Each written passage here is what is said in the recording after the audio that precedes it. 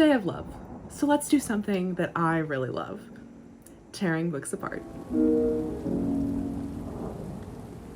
Hello friends, my name is Katie, and today we're going to be putting my English degree to good use. Happy Valentine's Day, and today we're doing a special edition of First Page Critiques, in which I'm going to be doing romance books. Now, there's a lot of subgenres of romance, and I can do more subgenres in the future, but today I'm focusing on contemporary, with one that has a little bit of a magic twist, kind of like my book. So for today, I'm going to be doing a romance I've read, a popular romance, a romance with a magical element, and a romance from a very well-known and prolific author. 3 guesses on who that one is. My credentials are I have a literature degree, and I used to spend 50+ hours for 4 years doing this to texts, so I need to keep doing this so my skills don't get rusty. With that said, let's get into the critique. The first book I'm going to be doing is a romance I've read, which for this I selected Get a Life, Chloe Brown. Now, this is one of my favorite romance books, so I might be a little bit biased, probably a lot biased. I absolutely adore this book, and I love every book in the whole series, but this one is personally my favorite, which is probably because of the chronic illness rep.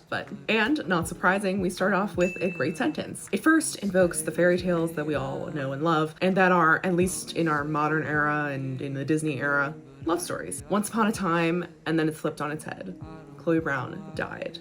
And so we know immediately, she's our main character, and whoa, okay, we're in for some interesting things here. And then it twists back on itself again by adding nearly. Then we get into this nice and lovely bit of voicey inner monologue. We start to get a glimpse of Chloe's character because everyone would react differently to nearly dying. And we also get a little bit about her sister Danny, who we'll meet a little further on, and the weirdest of her 2 weird little sisters. And this is in comparison to Chloe, who does believe that the day Tuesday is cursed, which I think is a fun little bit of character building and character quirking. And it shows the contrast between the 2 weirdnesses, because Chloe thinks the day of the week is cursed, but Danny is like giving woo-woo witch energy and saying that she should try positive affirmations to rid herself of the negative weekday energy. And if that isn't some little sibling bullshit, I don't know what is. But it's also very fun and shows a bit of the contrast between the 2 sisters while also showing that they're both very unique, quirky individuals. Then of course it ties immediately back into our pinpoint of intrigue. She hears shouts and screeches of tire, she looks right, and her first thought is absolutely ridiculous, which she of course clocks. I'll die on a Tuesday, and Danny will have to admit I was right all along, which is hilarious and also crazy. I think the last thing would be on Danny's mind is if Chloe died on a specific day of the week, and then what Chloe also thought of that day of the week. I think it's a really funny way of not only tying back to this character information, but also giving us just an insight into what Chloe's thinking about when she almost dies, which is ridiculous and funny to me. Then finally, Chloe stared and stared and stared. Very easy way of conveying her shock over this event, and she's also been contemplating her own mortality, which, if I'm remembering correctly, does play into the inciting incident. Good to keep that in mind. How does what you're doing in your first page then tie into later events, and why is it important that you started here specifically? So overall, what Talia Hibbert does really well is establishes character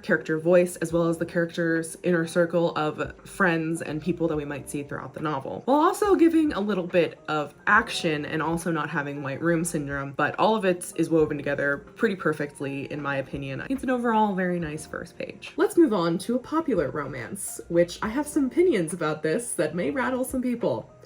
I hope not, but this is my opinion, so again, take it with a grain of salt. So next up is The Love Hypothesis, which is a very popular romance that I have not read yet and probably won't after reading this first page, because oh boy. So personally, I think The Love Hypothesis attempts to do what Get a Life Chloe Brown does, but falls flat and executes with much less precision. I know that some people may say that this is a voice choice by using the words a bit and about this whole, but both of those phrases feel quite amateur to me. I like the use of the word frankly.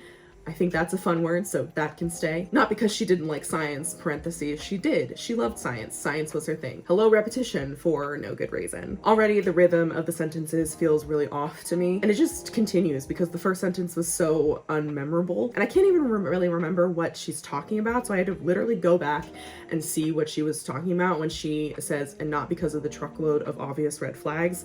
I'm just like, what is going on in this sentence? What's going on in this paragraph? This is not a strong way to start a book, in my opinion. I don't love the use and repetition of the word might in the following sentences either. I don't find it to be compelling or clever, and it's just a long-winded way of her giving reasons about why she does see these red flags, and it's just overall not very clear or concise, and it's wordy for no good reason that I can see. I would have compacted it, condensed it down, and cut a lot of the words and just left the most impactful portions of it. And I know you're gonna say, yes, it does show how indecisive Olive is, because she's saying it doesn't worry her, but then, oh, maybe it does, but only a little bit. I'm sorry, that's just so annoying to me. Like, there's better ways of showing indecision in a character that is not this, because it's just the prose and the language that is getting in the way of me actually understanding the character, and it's really telling, not showing, what this character is feeling, which is what you usually do.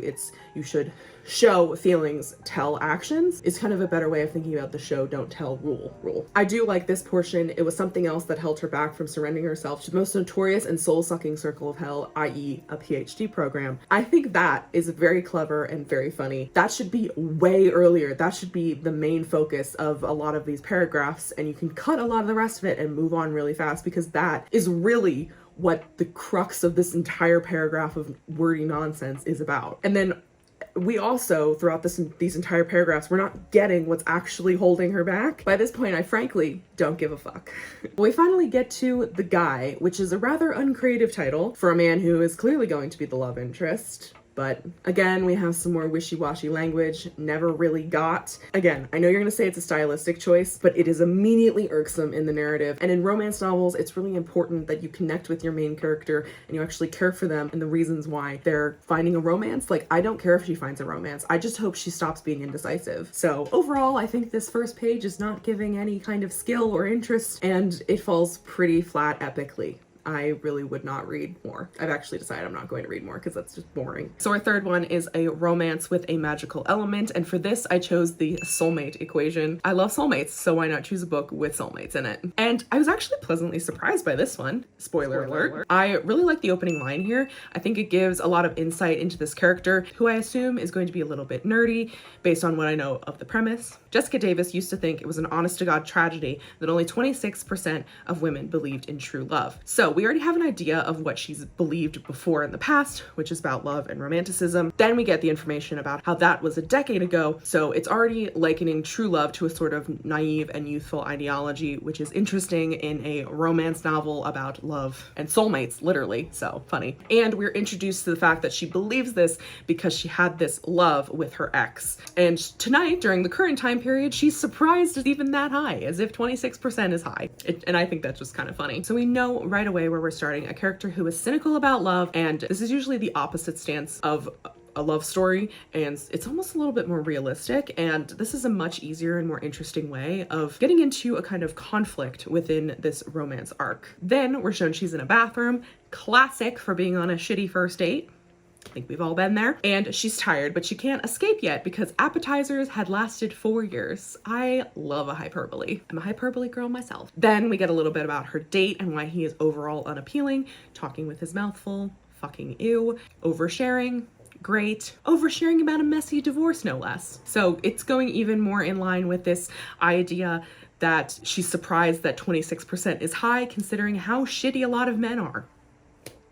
And still, it's funny because then Jess goes on to say that this isn't even her worst first date because she had one last week that this guy was so drunk he nodded off before they even ordered, which is comical and wild to me, but hey, maybe that happens, and I think it's so funny. So overall, we're given a good look at what Jess, our main character, is dealing with in terms of her dating life and where she comes from in terms of love, which is a good setup for a romance novel, and I do think that this is successful. It is the before she meets the love interest and she has her meet cute or meet not so cute. I'm not sure, I haven't read the book. Anyway, I really like this and I think it's a successful first page and I'm actually interested in reading more of it, so. And finally, we're going to be doing Montana Sky by Nora Roberts, the queen herself. Y'all actually picked this one over on Instagram. I gave you 4 Nora Roberts choices and y'all picked Montana Sky, which is also a movie I've seen. So reading the first page from a well-known and established romance genre writer, this should be easy. And for the most part, it actually kind of is. We open with a very killer sentence: being dead didn't make Jack Mercy less of a son of a bitch.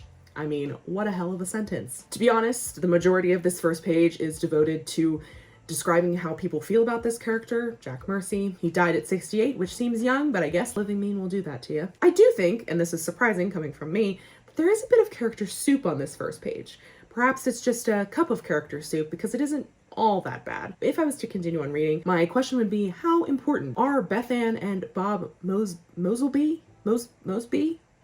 were introduced to young Willa, who is Jack's daughter, but it also makes me think that Beth Ann and Bob must be significantly older, since I think Willa is probably in her 30s, considering how old Jack is, but I digress. We get a little bit about Bob.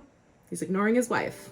Great look. And he also hated the old bastard, as did everyone in Montana. Great, but this doesn't tell me anything about what Jack Mercy actually did to make him so hated. We don't know now, and I'm frankly don't really care. Not super interested. I do love the description of the Mercy Ranch and where every Mercy is buried.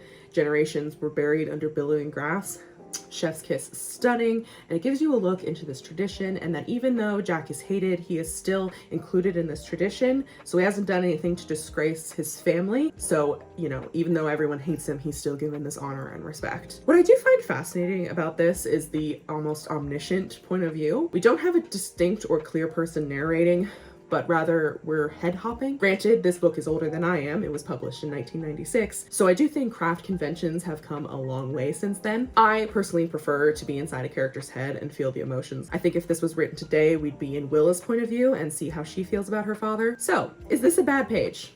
No, but it doesn't exactly leave me clamoring for more. And I think if you are going to be looking to this for tips and seeing like what does Nora Roberts do, I would pick a more current novel of hers, because this is older. And so again, conventions have changed since the 90s. And it spent a lot of time setting up the setting, which I do think is probably important in this novel, but I would prefer to be dumped just straight into someone's head, into someone's feelings. And I think within the romance genre especially, we're wanting to be drawn into the character that we're rooting for. We're meant to root for this person to fall in love and find happiness. And instead we're spending an entire first page being told by everyone that we hate this guy who happens to be her father, but not the reason why. And so I don't find that particularly successful, at least by today's standards. But it's not entirely bad. There's some good language here that I think can be taken from it. And maybe in a future one, I will do a more current Nora Roberts book and actually compare and contrast them, because I think that would be interesting. So those are all of our romance books. Let me know what your opinions are down below. Maybe give me some recommendations for good romance books you've read, and maybe I'll do another romance one. Planning on doing a first page critique every month, so get used to seeing me have my little critiquing hat on. Don't have my glasses. That's annoying. I usually have my glasses in these videos. If you did enjoy this video, make sure to subscribe to see more of my rambling face, and give this video a like if you did enjoy, or a dislike if you disagree with everything that I said. That's also allowed. Let me know what you thought of these first pages, and I would like to say for everyone, I am planning on doing a subscriber first page critique where I critique a bunch of people who would send their first pages in anonymously, but I do want to have some more of these videos put out before I do that, so you kind of get an idea of my style and how I would critique your first page, so you can accurately decide whether you want me to do that. Thank you so much for watching. Happy Valentine's Day, everyone. I hope you're having an awesome day of love, and I will see you guys in the next one.